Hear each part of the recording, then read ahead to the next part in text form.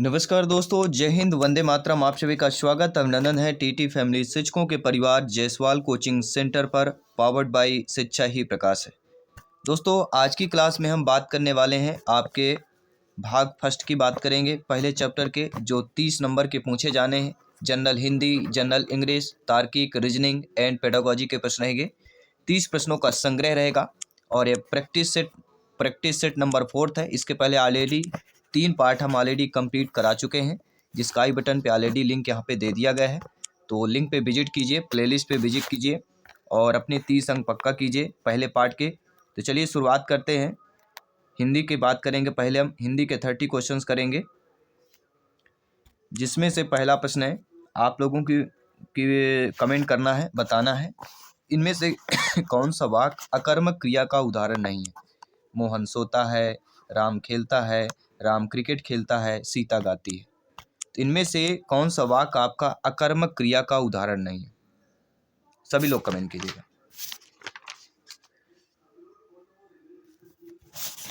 देखिए दोस्तों, आप सभी लोग जानते हैं अकर्मक क्रिया मोहन सोता है, राम खेलता है, सीता गाती है, ये हमारे अकर्मक क्रिया के उदाहरण है। लेकिन राम क्रिकेट खेलता है, यहाँ पे क्रिया जो है खेलना और कर्म क्रिकेट के साथ है, इसलिए यह सकर्मक क्रिया होगी। ठीक है, क्योंकि कर्म और क्रिया दोनों है यहाँ पे, तो सकर्मक हो जाएगा। क्रिया खेलना है, कर्म क्रिकेट है, राम क्रिकेट खेलता है तो यह आपका कर्मक नहीं होगा, यह क्या होगा? सकर्मक होगा। यही तो पूछा जा रहा है, कौन सा कर्मक नहीं है? सी वाला ऑप्शन सही हो जाएगा। दूसरा प्रश्न है, किस विकल्प में सभी अशुद्ध शब्द हैं? सूझबूझ, अंधाधुंध, साठगांठ, आपाधापी, एहसासमंद खरीदार, कसमकस, काबिलियत की बात करेंगे। किस विकल्प में सभी अशुद्ध शब्द दिए गए हैं?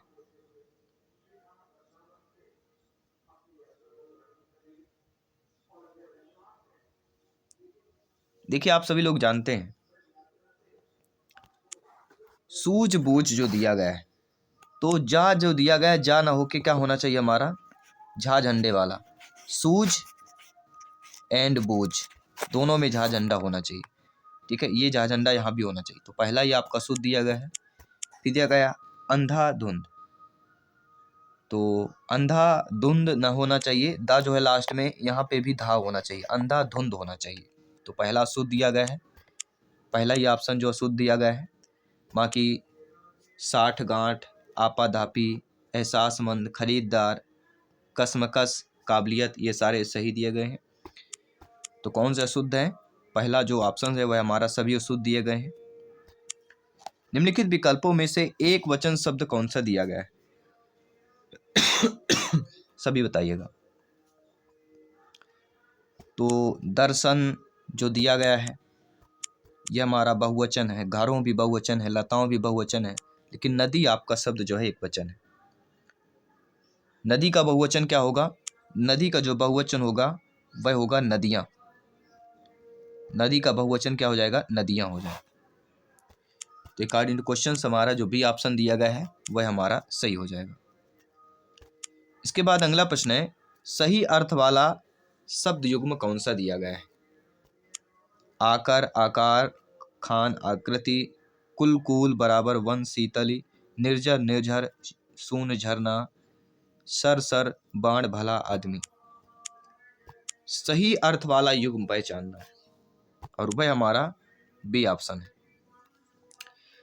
बी ऑप्शन में क्या दिया गया युग्म? कुल, कूल, वंश, शीतल।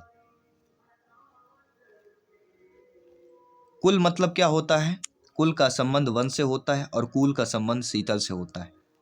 कुल यानी ठंडा, शीतल, और कुल कहते मेरा कुल चला आ रहा है, वंश चला आ रहा है, तो कुल का संबंध वंश से और कूल का संबंध शीतल से। तो बी ऑप्शन जो दिया गया हमारा शब्द सही युग्म दिया गया है। अगला प्रश्न है, दांत गिनना मुहावरे का क्या अर्थ होता है? गहरी दोस्ती, उम्र पता लगाना, चकित करना, बोलने से रोकना। दांत गिनना मुहावरे का क्या अर्थ होगा? सभी बताइए। दांत गिनना मुहावरे का अर्थ होगा उम्र पता लगाना।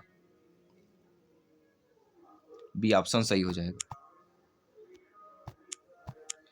धोखे भरे आधुनिक समाज में खाली स्थान की प्रवृत्ति दिन प्रतिदिन बढ़ती जा रही है। प्रत्यावर्तन, प्रवंचन, प्रवचन या प्रवर्तन। धोखे भरे आधुनिक समाज में किसकी प्रवृत्ति दिन प्रतिदिन जो है बढ़ती जा रही है? तो वह दोस्तों आपके प्रवंचन, प्रवंचन की प्रवृत्ति जो है दिन प्रतिदिन बढ़ती जा रही है। बी ऑप्शन सही हो जाएगा। निम्नलिखित में से एक वाक्य शुद्ध है और वह है, इसके बावजूद भी हमसे हिंदी लिखने में बहुत भूल हो जाती है। इसके बावजूद भी हमसे हिंदी लिखने में बहुत भूलें हो जाती हैं। इसके बावजूद भी हम लोगों से हिंदी लिखने में बहुत भूल हो जाती है। इसके बावजूद हम लोगों से हिंदी लिखने में बहुत भूलें हो जाती हैं। तो शुद्ध वाक्य यहाँ पे जो हमारा हो जाएगा, शुद्ध वाक्य दिया गया है, इसके बावजूद भी हम लोगों से हिंदी लिखने में बहुत भूलें हो जाती हैं। बहुत भूलें हो जाती हैं। तो फोर्थ ऑप्शन जो दिया गया है यहाँ पे क्या होना चाहिए? बहुत भूलें हो जाती हैं। डी वाला अपना जो ऑप्शन दिए गए सही दिया गया है, सटीक दिया गया है। इसके बाद अगला प्रश्न है, सुपरसेट का हिंदी परिभाषिक क्या होगा? जी हाँ, अतिक्रमण करना, अधिग्रहण करना, अधिगमन करना, अधिक्रमण करना। तो सुपरसेट का हिंदी परिभाषिक जो होता है वह होता है अधिक्रमण करना। क्या हो जाएगा यहाँ पे? अतिक्रमण होना चाहिए कि अधिक्रमण होगा? सभी लोग बताइए। राइट ऑप्शन होगा अतिक्रमण करना। सुपरसेट का हिंदी में परिभाषिक क्या होता है? अतिक्रमण करना। पहला ऑप्शन जो दिया गया है वह आपका सही हो जाएगा। जनरल इंग्लिश के प्रश्न करेंगे, फिल इन द ब्लैंक्स की बात करेंगे, करेक्ट आर्टिकल हमें करना है। ताजमहल इज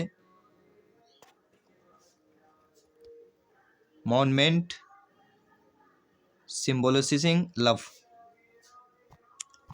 तो सभी लोग जानते हैं कि ऐतिहासिक जो भी घटनाएं होती हैं या भावनाएं होती हैं उनमें पहले दा का प्रयोग होता है। तो पहले यहाँ पे तो दा ही आएगा, द ताजमहल इज। तो the Taj Mahal is a monument symbolizing love. इतना आप जानते हैं कि सिंगुलर काउंटेबल नाउन में जिसका आरंभ कॉन्सोनेंट साउंड से के साथ हुआ है, व्यंजन ध्वनि के साथ हुआ है, इसके पहले ए का प्रयोग होता है। तो हमारा कौन सा ऑप्शन सही हो जाएगा? पहला ऑप्शन जो दिया गया है वह हमारा सही हो जाएगा। अगला करेक्ट ऑफ एडवर्ब करना है। I accepted the new task carefully, greatly, methodically, willingly। I accepted the new task। Right option willingly। इसका अर्थ क्या होता है? स्वेच्छा से, अपनी इच्छा से। यानी जो भी नया टास्क है हम अपनी स्वेच्छा से एक्सेप्ट कर रहे हैं। तो डी ऑप्शन यहाँ पे सही हो जाएगा। इसके बाद भी सेंटेंस दिया गया है, correct from of the verb. यहाँ पे वर्ब हमें करेक्ट करना है। She was to nearest to speak before such a large audience and was prompted, will be prompted, has be prompted या had to promoted।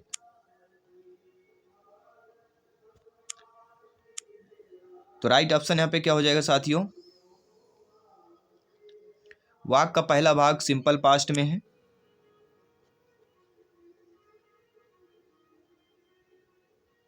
She was, क्योंकि was लगा हुआ है तो सिंपल पास्ट का आपका हो जाता है सेंटेंस। और दूसरा होगा हमारा, कौन सा होगा? Past perfect. यानी कौन सा होगा? Has to be prompted, I large audience and has to prompted. C वाला ऑप्शन सही हो जाएगा।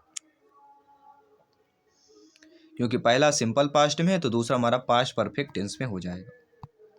ये चीज़ें हमें थोड़ा सोचना पड़ेगा, अभ्यास करना पड़ेगा।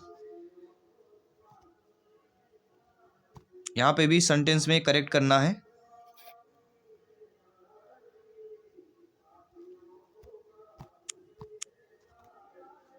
Aunt is believed to be the most industrious creator.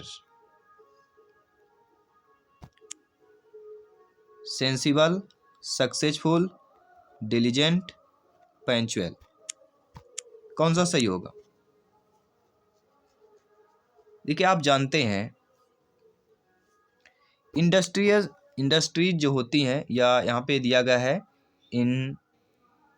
Industrious का अर्थ होता है मेहनती, और सेंसिबल का अर्थ होता है समझदार, जो पहला ऑप्शन दिया है। सक्सेसफुल का अर्थ होता है कामयाब या सफल होना, और डिलीजेंट का अर्थ होता है मेहनती। तो ये तो पूछा जा रहा है आपका, इंडस्ट्रियस से भी अर्थ होता है मेहनती और डिलीजेंस से भी होता है मेहनती। तो हमारा जो ऑप्शन होगा यहाँ पे सी वाला ऑप्शन सही हो जाएगा। अब अगला जो प्रश्न दिया गया है ध्यान दीजिएगा।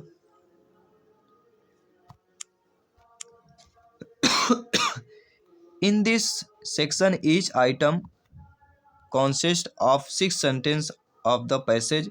The first and 6 sentences are given in the beginning as S1 and X6. The middle 4 sentences in each have been jumbled up and labeled PQRS. You are required to find two proper sequence of the 4 sentence and mark your response accordingly on the answer sheet। अब देखिए S1 S6 दिया गया है, फिर PQ दिया गया है, फिर इसके बाद R दिया गया है, S दिया गया है। इसके बाद नीचे आपको करेक्ट बताना है कि ये जो प्रॉपर सीक्वेंस है, आपको शेड्यूल बताना है। ठीक है, प्रॉपर जो सीक्वेंस दिया गया इसको शेड्यूल करना है। तो इसके शेड्यूल जो होगा वह होगा SPRQ, सही सीक्वेंस है। Science has given as super human power which we do not use properly, S वाला होगा। इसके बाद पी होगा। For example we are unable to manage our machines, इसके बाद आपका होगा R. Machine should be fed properly and waited upon attentively, otherwise they refuse to work a cause distraction. R के बाद होगा क्यू वाला, we already find difficult to do without machines. ठीक है, ये हमारा सेकेंस होगा। तो जो यहाँ पे पहला ऑप्शन है इस तरह का पूछा जाएगा। अब आगे तार्किक, जो समझाई घटना, समान ज्ञान, रीजनिंग के प्रश्न आएंगे उनको करेंगे। इनमें से कौन सी मध्य प्रदेश की बोली नहीं है? हम सभी लोग जानते हैं, हिंदी के जो हम प्रश्न कर चुके हैं उसमें भी ये प्रश्न आया हुआ है। ठीक है, जो हिंदी के मॉडल पेपर हमने किया था 120 क्वेश्चंस का, उसमें भी ये प्रश्न आया हुआ था। तो ब्रजभाषा, निमाड़ी, मालवी, ये तीनों बोलियां जो हैं आपकी, गोंडी आदि जो भाषा बोली जाती है मध्य प्रदेश में, लेकिन भोजपुरी जो है आपकी भाषा मध्य प्रदेश की नहीं है, ये पूर्वी उत्तर प्रदेश और बिहार में बोली जाती है। पूर्वी उत्तर प्रदेश और बिहार के क्षेत्र में। निम्नलिखित में से कौन सा एक देश G10 G8 का सदस्य नहीं है? सभी बताइए। देखिए, G8 विश्व के 8 सबसे धनी राष्ट्रों का एक संगठन है G8, जिसकी स्थापना 1975 में हुआ था। G6 के साथ हुआ था फ्रांस, इटली, जापान, ब्रिटेन, संयुक्त राज्य अमेरिका और जर्मनी थे इसके रूप में हुआ था। लेकिन 1976 में कनाडा और 1997 में 1997 में रूस इसका सदस्य बना, जिसके परिणामस्वरूप यह G8 के नाम से जाना जाता है। तो यहाँ पे हमारा स्पेन हो जाएगा। स्पेन आपका सदस्य नहीं है। रूस, ब्रिटेन और कनाडा ये तीनों G8 के सदस्य हैं। माइक्रोस्कोप का प्रयोग निम्नलिखित में से किसका अध्ययन करने में किया जाता है? दूर की वस्तुएं, पास की वस्तुएं, छोटी वस्तुएं, सूक्ष्म एवं पास की वस्तुएं। माइक्रोस्कोप का प्रयोग निम्नलिखित में से किसके अध्ययन में किया जाता है? तो वह हम बात करेंगे सूक्ष्म एवं पास की वस्तुओं में किया जाता है। डी ऑप्शन सही हो जाएगा। ग्रेट बैरियर रीफ कहाँ पर स्थित है? जी हाँ, ग्रेट बैरियर रीफ कहाँ पर स्थित है? ये दोस्तों आपके प्रशांत महासागर में स्थित है। पहला ऑप्शन सही हो जाएगा। मनीष की ओर संकेत करते हुए अजय ने एक महिला से कहा, वह मेरी बेटी की माँ के पिता का बेटा है। अजय का मनीष से क्या संबंध है? क्या है? अजय ने एक महिला से क्या कहा कि वह मेरी बेटी की माँ, उसकी बेटी की माँ मतलब वाइफ हो गई, के पिता यानी ससुर का बेटा क्या हो गया? सभी लोग बताइए। जीजा कहलाएगा। क्या सही है? अजय ने एक महिला से कहा, अजय ने बोला है एक महिला से कि वह मेरी बेटी की माँ के पिता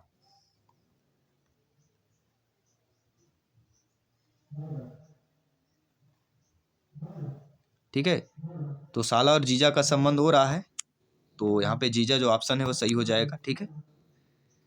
अगला, दिए गए विकल्पों में से उस संख्या का चयन करें जो निम्नलिखित श्रृंखला में प्रश्न दिया गया है। श्रृंखला का देखिए लगभग आपके एग्जाम में आएगा, और जो 2019 में एग्जाम हुए तो उसमें भी देखा गया है ये प्रश्न श्रृंखला वाले, तो ये अवश्य आएंगे।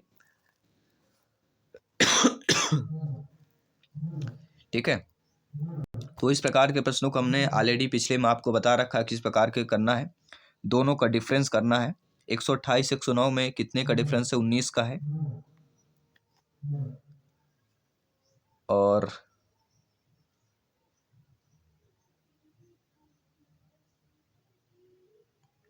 77 और 64 में देखा जाए डिफरेंस 13 का बनता है। 64 और 53 में देखा जाए तो 11 का। 53 और 44 में देखा जाए 9 का। तो यहाँ पे मुझे फैक्ट लग रहा है 9, 2 11, 2 13। यहाँ पे जो फैक्ट होगा जो आपका आएगा 2 2 का फैक्ट मुझे लग रहा है, तो 13 के बाद -15 और इनका जो होगा 15 2 17 और ये 19, ये फैक्ट हमारा चल रहा है। ठीक है, यानी 2 2 का अंतर हमारा चल रहा है। तो यहाँ पे हमारा कौन सा ऑप्शन आ जाएगा? ठीक है, तो 109 में 17 अगर माइनस करते हैं या 17 किसमें जोड़ा जाए, कौन सी वैल्यू हमारी आ जाती है? तो 102 दिया गया है, सॉरी 92 जो दिया गया है, पहला ऑप्शन यहाँ पे आएगा करेक्ट। 92 सही हो जाएगा। तो कुछ नहीं करना है, जो संख्या इनको अंतर देख लेना है कितने का अंतर है, आपका क्लियर हो जाएगा। अगला, अमन अपनी आय का 74% खर्च करता है। यदि उसकी व्यय 30% बढ़ जाए तो बचत 25% बढ़ जाए तो उसकी आय में कितने प्रतिशत की वृद्धि हुई है? ध्यान दीजिएगा, प्रश्न बहुत अच्छा है। मान लीजिए आय 1000 है उसकी व्यक्ति, माना कि उसकी आय अमन की 1000 है। 1000 में 74% खर्च करता है, मतलब 740 खर्च कर देता है, तो कितना बचा? 260 रुपये बचा। अब 740 का 30% प्लस 30% और कर दीजिए, यानी 740 गुणे 30/100, टोटल कितना आया? 222, 222।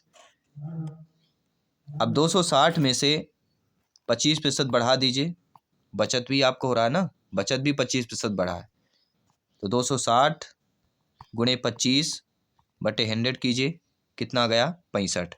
यहाँ 222 आपका व्यय हो रहा है, बचत हो रहा है 65, तो कुल बढ़त यहाँ बताना है। तो कुल बढ़त हमारी कितनी हो गई? 222 प्लस 65 इक्वल टू 287, 287। 287 का प्रतिशत में निकाल लेंगे, 287/100 अपान 1000, 1000 में हमने निकाला था ना, तो 2 जीरो कट जाएंगे, 287/10, तो 28.7 आ जाएगा प्रतिशत। 28.7%, पहले ऑप्शन में दिया गया है, सही हो जाएगा। अब पेडागॉजी के प्रश्न की बात करेंगे, शिक्षा शास्त्र के प्रश्नों की बात करेंगे। पेडागॉजी में पहला प्रश्न है, किस अवस्था में बच्चे वस्तु स्थायित्व की समझ तो बना लेते हैं परंतु यह नहीं समझ पाते हैं कि क्रियाएं परिवर्तनीय हैं और उनके निर्णय चीजों की मौजूदा दिखावट पर निर्भर करते हैं? संवेदी चालक, पूर्व संक्रियात्मक, मूर्त संक्रियात्मक या अमूर्त संक्रियात्मक। जीन पियाजे जी की चारों अवस्थाएं दी गई हैं। तो किस अवस्था में बच्चे वस्तु स्थायित्व की समझ तो बना लेते हैं परंतु यह नहीं समझ पाते हैं कि क्रियाएं परिवर्तनीय हैं या उनके निर्णय चीजों के मौजूदा दिखावट पर निर्भर करते हैं? यह होता है जीन पियाजे जी के संवेदी चालक। जन्म से लेके 2 वर्ष तक की अवस्था की बात करेंगे। इस अवस्था में बच्चा वस्तु स्थायित्व की समझ तो बना लेता है परंतु यह नहीं समझ पाता है कि क्रियाएं परिवर्तनीय है या उनके निर्णय चीजों के मौजूदा दिखावट पर निर्भर है। वस्तु स्थायित्व बच्चा पूर्व संक्रियात्मक अवस्था में करता है, जो जिसकी आयु 2 से लेकर 7 वर्ष तक होती है। यह वस्तु स्थायित्व की कह सकते हैं, या वस्तु स्थायित्व बच्चा जो है पूर्व संक्रियात्मक अवस्था दूसरी अवस्था पर करता है जीन पियाजे जी की। तो जीन पियाजे जी से प्रश्न अवश्य पूछा जाता है और वाइगोस्की से भी प्रश्न पूछा जाता है। अगला प्रश्न, वाइगोस्की के सिद्धांत के अनुसार सहायक खोज किस में सहायक है? संज्ञानात्मक द्वंद्व में, सहपाठी सहयोग में, उत्प्रेरक प्रतिक्रिया सहचर में या पुनर्बलन में? तो वाइगोस्की के अकॉर्डिंग देखा जाए, उनके सिद्धांत के अनुसार सहायक खोज किस में सहायक होता है? तो सहायक खोज दोस्तों आपके सहपाठी सहयोग। सहपाठी सहयोग एक शैक्षणिक प्रक्रिया है जिसका उद्देश्य कक्षा गतिविधियों को सैद्धांतिक और सामाजिक अधिगम अनुभव पर द्वारा प्रदान करना है और बच्चों को समूह में करने के अलावा भी सहयोगी अधिगम में अनेक गुण सम्मिलित होते हैं और इसे सकारात्मक परस्पर निर्भरता का स्वरूप भी कहा जाता है। इसके साथ ही अगला प्रश्न है कि वह कौन सा स्थान है जहां बच्चे के संज्ञानात्मक विकास को सबसे बेहतर तरीके से परिभाषित किया जा सकता है? खेल का मैदान, विद्यालय एवं कक्षा पर्यावरण, सभागार या घर? ये शायद हो सकता है आपका प्रश्न पढ़ा हुआ होगा। हमने जो क्लासेज किए थे ये ऑलरेडी पेडागॉजी में आया हुआ प्रश्न है, ऑलरेडी कर चुके हैं। तो वह कौन सा स्थान है जहां बच्चों के संज्ञानात्मक विकास को सबसे बेहतर तरीके से, अच्छे तरीके से परिभाषित किया जा सकता है? तो वह कहलाता है विद्यालय एवं कक्षा का वातावरण। देखिए, विद्यालय एक ऐसा स्थान होता है जहां सीखने का पर्याप्त वातावरण उपलब्ध कराया जाता है और खेल के मैदान से शारीरिक विकास के साथ साथ घर में संबंधों व सामूहिक विकास भी सिखाया जाता है। तो विद्यालय एवं कक्षा का वातावरण की बात करेंगे।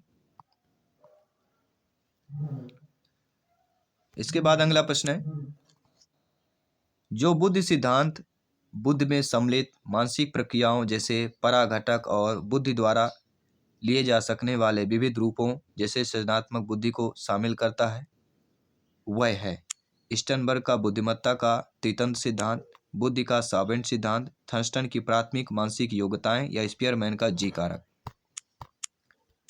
तो जो बुद्धि सिद्धांत बुद्धि में सम्मिलित मानसिक प्रक्रियाएं जैसे पराघटक और बुद्धि द्वारा लिए जा सकने वाले विविध रूप को शामिल करता है, वह क्या कहलाता है? वह स्टर्नबर्ग के बुद्धिमत्ता का त्रितंत्र सिद्धांत कहलाता है।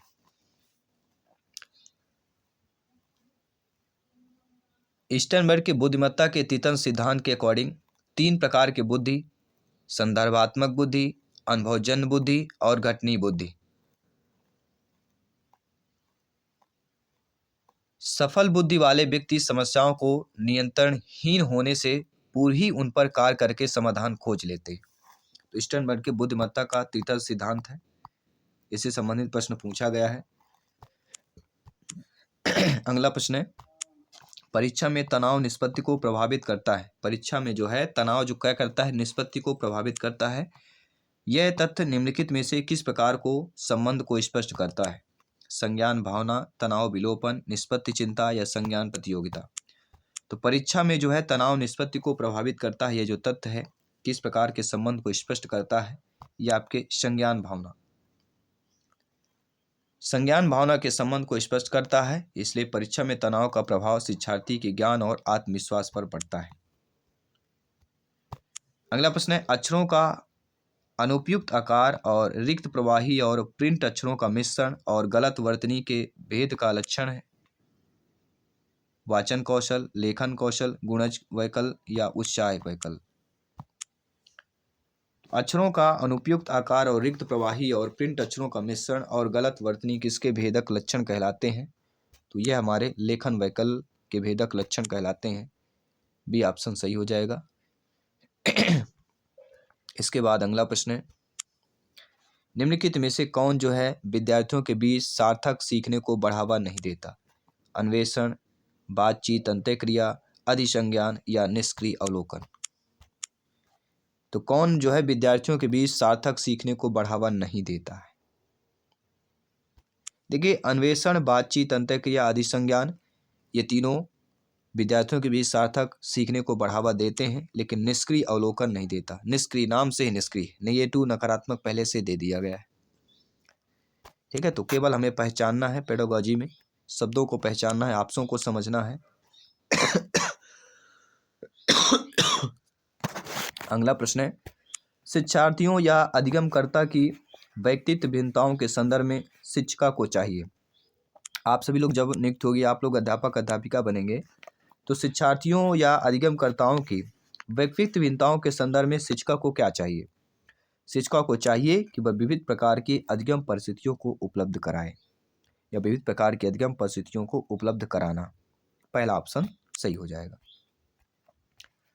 अगला प्रश्न है, किस संप्रत्यय तथा उस संप्रत्यय की अधिगम तथा अंतर संबंधित के रूप में से क्या प्रस्तुत कहलाती है? स्मृति सहायक विधियां, खोजी विधियां, चित्रण आयोजक या कलन विधि।